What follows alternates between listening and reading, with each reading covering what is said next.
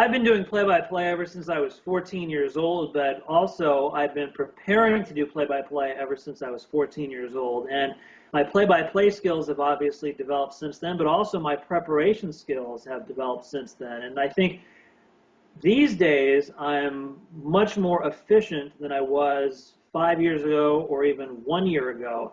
And during the course of a season, the games come fast and furiously. Whether you're covering a team or a network, you might be doing multiple sports, and there's so much information out there that you really need to be able to prepare for games as quickly as possible, but still not miss anything. So there's two basic tiers of preparation, and there's a lot of mitigating factors. Obviously, there's going to be more information when you're preparing for an NFL or an NBA or a major college football or basketball game than if you're preparing for, say, a local high school football or basketball game or a small college game. But there's basically two tiers of preparation. The first is the absolute basics, the names and numbers, the rosters of both teams, biographical information on the players, teams, and coaches, statistics on the players and the teams.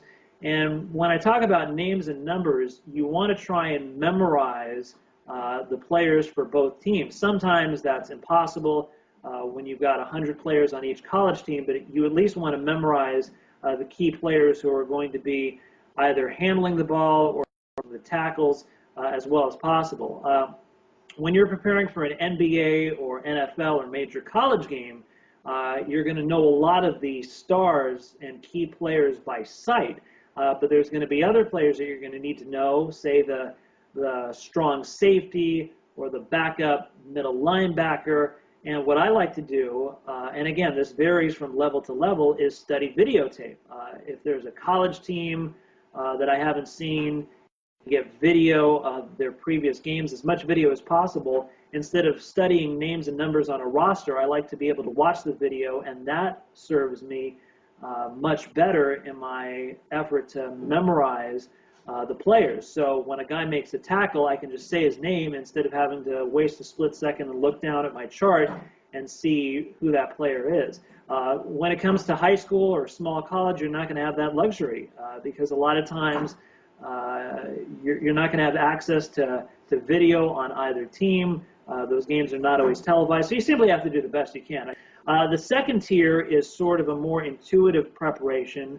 The previous level was who, what, when, where, but this is more how and why. So the second tier of preparation when going into any game, no matter what sport, no matter what level, is how is this team doing now?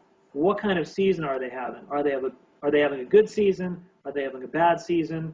Why is that? How have they been doing lately? What are the main storylines going on with the team right now? What's the situation with their head coach?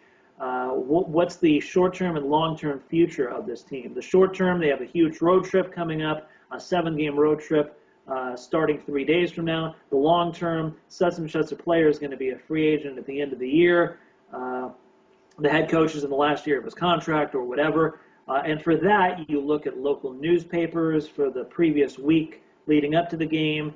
You talk to the players and coaches of both teams. You talk to people who cover the teams. So there's really two different levels of preparation. You find out what injuries have been occurring with that team that year, who's hurt right now, who's been injured, when are they coming back. So basically those two tiers are where you want to start for fundamentally preparing for a game.